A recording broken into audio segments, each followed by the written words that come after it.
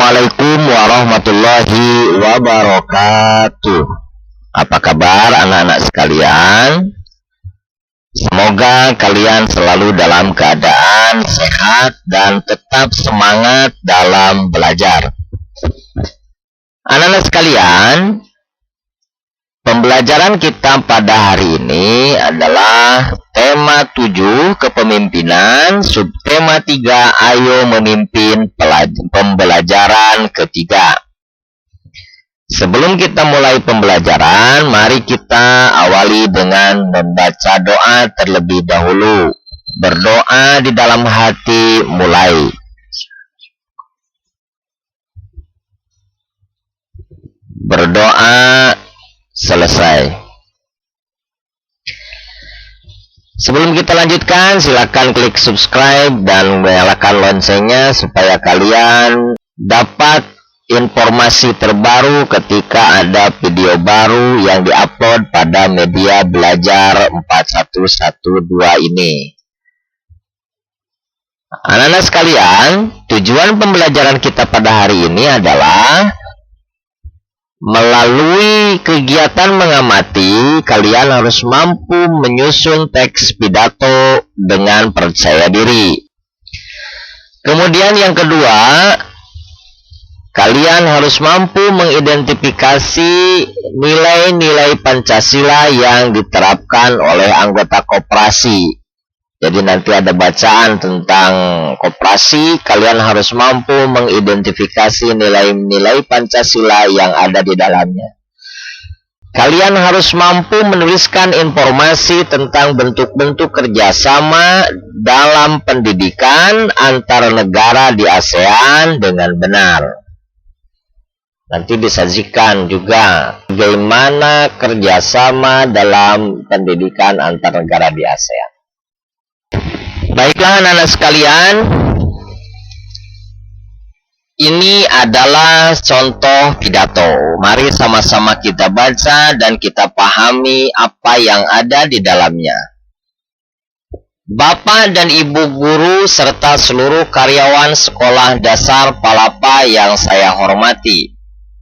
Tidak terasa sudah 1 tahun saya menjalankan kepercayaan dari Bapak dan Ibu untuk memimpin koperasi karyawan kita. Sudah beberapa tahun kita bersama merasakan manfaat organisasi kecil kita ini. Perlu kita ingat kembali bahwa tujuan mendirikan koperasi bukan untuk mencari keuntungan. Koperasi karyawan kita didirikan untuk meningkatkan kesejahteraan bersama. Semua anggota memiliki kesempatan yang sama untuk menikmati hasil atas berkembangnya usaha bersama ini. Bapak dan Ibu, kekeluargaan dan kebersamaan adalah modal utama dalam koperasi ini. Peduli terhadap jalannya usaha koperasi menjadi kewajiban tiap anggota, bukan hanya tugas ketua atau pengurus. Semua memperoleh kesempatan untuk belajar. Secara mandiri, kita menetapkan jenis usaha koperasi dan menjalankannya. Pengurus yang melaksanakan, anggota yang mengawasi dan memberi masukan. Keuntungan pribadi tidak diutamakan. Justru melalui koperasi kita mengasah kepedulian terhadap kebutuhan anggota lain. Sudah 5 tahun berjalan, semua keputusan kita tetapkan bersama secara musyawarah. Begitupun dengan keuntungan koperasi di tahun ini. Apakah keuntungan tersebut akan dibagikan kepada anggota atau akan dimasukkan kembali sebagai penambahan modal? Akan kita diskusikan dalam rapat besar hari ini. Bapak dan Ibu, rapat besar koperasi tidak hanya untuk anggota, namun terbuka untuk semua. Justru saya ingin semua keluarga besar Sekolah Dasar Palapa menyaksikan proses musyawarah ini. Saya ingin semua menyaksikan bahwa banyak hal yang dapat dipelajari melalui koperasi karyawan.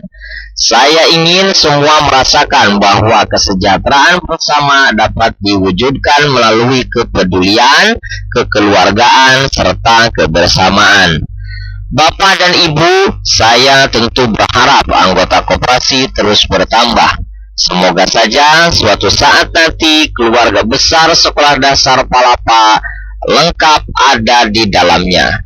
Tidak perlu risau memperhitungkan keuntungan pribadi, tetapi ayo kita berusaha mewujudkan kesejahteraan bersama melalui koperasi. Anak-anak sekalian, berdasarkan teks pidato tersebut, cobalah kalian tentukan bagian pembuka, inti, dan penutupnya.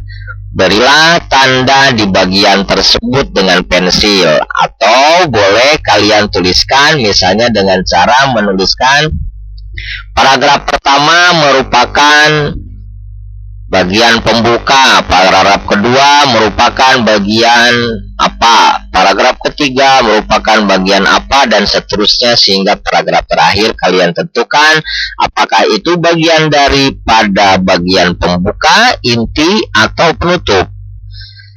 Nah, anak-anak sekalian, selanjutnya silakan kalian baca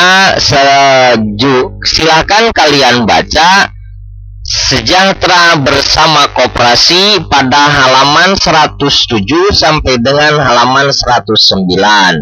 Nah, itu tugas kalian. Silakan kalian baca, lalu kemudian rancanglah teks pidato. Nah, ini kamu dapat menggunakan teks tentang Sejahtera Bersama Koperasi yang telah kamu baca sebagai ide. Jadi maksudnya, setelah kalian membaca Sejahtera Bersama Koperasi, silakan kalian buat teks pidato berdasarkan bacaan Sejahtera Bersama Koperasi. Nah, anak-anak sekalian, berdasarkan teks pidato yang tadi kita sudah baca, ternyata bergotong royong dapat meringankan pekerjaan. Nah, begitu juga bergotong royong dapat dilakukan saat belajar untuk menghasilkan yang terbaik. Contohnya misalnya, pada saat kalian berdiskusi dengan teman-teman kalian, yang dimana kalian diberikan soalan kelompok, pertanyaan untuk kelompok kalian, lalu kemudian kalian diminta untuk mencarikan jawaban, maka dengan cara bergotong royong dan bekerja sama, kalian akan lebih mudah untuk mendapatkan jawaban yang terbaik dengan cara berdiskusi bersama-sama dan mencari jawabannya secara bersama-sama. Tapi tentu tidak harus dilakukan pada saat ujian, karena bergotong royong pada saat ujian tentu saja dilarang, karena itu bukanlah saat yang tepat. Nah, pada saat kalian berdiskusi untuk mendapatkan jawaban yang terbaik tersebut, tentu saja kalian sudah belajar untuk menjadi seorang pemimpin. Nah, anak-anak sekalian, bergotong royong menandakan bahwa kita saling membutuhkan dan bukan makhluk yang sempurna. Maka dari itu, kita perlu saling menghargai antar sesama. Karena tentu saja pada saat kita misalnya berdiskusi, tentu saja ada saja perbedaan-perbedaan karakter, bahkan perbedaan pendapat antar anggota kelompok tersebut. Maka disitulah kita harus saling menghargai pendapat orang lain. Selanjutnya, tugas kedua. Berdasarkan teks pidato yang tadi kita sudah baca, coba apa yang kamu ketahui tentang koperasi? Yang kedua, nilai-nilai Pancasila apa sajakah yang diterapkan oleh para anggota koperasi? Jadi silakan nanti kalian analisis, silakan kalian baca kembali teks pidatonya, lalu kemudian kalian tuliskan jawaban dari dua pertanyaan ini. apa yang kalian ketahui tentang koperasi berdasarkan teks pidato tadi, lalu kemudian nilai-nilai Pancasila apa sajakah yang diterapkan oleh para anggota koperasi. Anak-anak sekalian, mari kita perhatikan gambar berikut ini. Di sini terdapat dua gambar kampus. Ini gambar kampus yang merupakan perguruan tinggi ternama ya. Nah, sebelah kiri merupakan kampus Nanyang Technology University atau NTU yang berada di Singapura. Nah, kemudian yang sebelah kanan ini merupakan kampus Universitas Indonesia atau UI yang berada di Depok. Tentu saja ini merupakan kampus yang berada di Indonesia, Universitas Indonesia. Nah, anak-anak sekalian, perlu diketahui bahwa banyak sekali mahasiswa NTU yang berasal dari Indonesia. Jadi banyak mahasiswa di kampus ini yang berasal dari Indonesia. Begitu juga sebaliknya, banyak pula mahasiswa luar negeri yang berada di Universitas Indonesia. Nah, ini artinya sebagaimana kita sudah ketahui bahwa kedua negara ini, baik Singapura maupun Indonesia, merupakan anggota dari negara-negara Asia Tenggara atau negara ASEAN.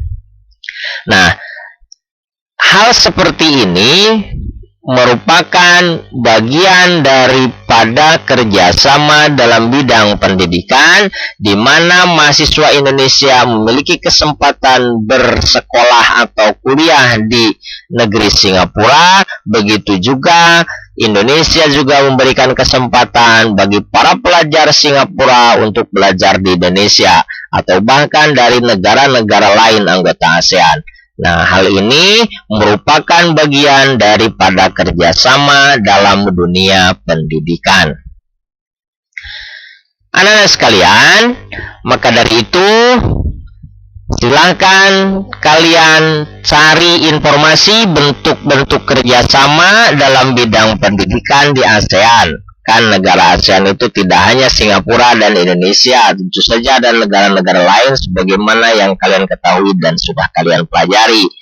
Coba carilah informasi dari buku-buku atau referensi di perpustakaan sekolah atau boleh juga dari internet. Kemudian catatlah pada buku catatan kalian. Selanjutnya, adapun simpulan pembelajaran kita pada hari ini adalah dalam membuat teks pidato diperlukan rancangan yang matang, mulai dari tema pidato harus ditentukan, membuat kalimat pembuka, inti pidato, hingga membuat kalimat penutup. Yang kedua, kerjasama atau gotong royong dapat menjadikan pekerjaan semakin mudah dan cepat terselesaikan. Karena dengan bersama-sama tentu saja menjadi ringan. Dan manusia, kita sebagai makhluk yang tidak dapat hidup sendiri. Artinya kita tetap akan saling membantu dan saling membutuhkan.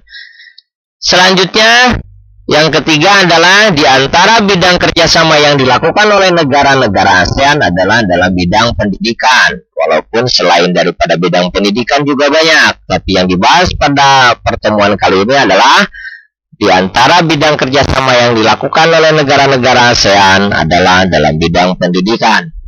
Salah satunya tadi contoh pertukaran pelajar antara negara-negara ASEAN, ya, antara Singapura dengan Indonesia, Indonesia dengan Singapura. Diingatkan kembali tugas yang sudah tadi diberikan supaya kalian tidak lupa. Yang pertama tugasnya adalah tentukan mana bagian pembuka, inti, dan penutup dari teks pidato tentang koperasi yang tadi kita sudah baca, dan buatlah rancangan pidatomu berdasarkan teks sejahtera bersama koperasi yang tadi harus kalian baca pada halaman 107 sampai dengan 109. Tugas yang kedua, dari teks pidato yang sudah kita baca, apa yang kamu ketahui tentang koperasi? Dan nilai-nilai apa saja? Dan nilai-nilai apa sajakah yang diterapkan oleh para anggota koperasi?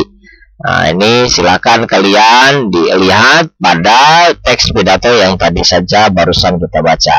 Kemudian tugas yang ketiga, carilah informasi bentuk-bentuk kerjasama dalam bidang pendidikan di ASEAN pada referensi di perpustakaan sekolah atau dari internet, kemudian catatlah pada buku catatan kalian. Nah, ketiga tugas ini silahkan kalian kerjakan. Boleh silahkan kalian juga lakukan dengan cara berdiskusi bersama teman-teman kalian.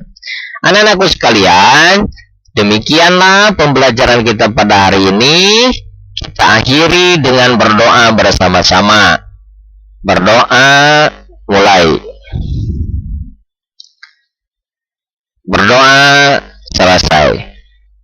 Terima kasih atas perhatiannya. Sampai jumpa pada pertemuan selanjutnya. Assalamualaikum warahmatullahi wabarakatuh.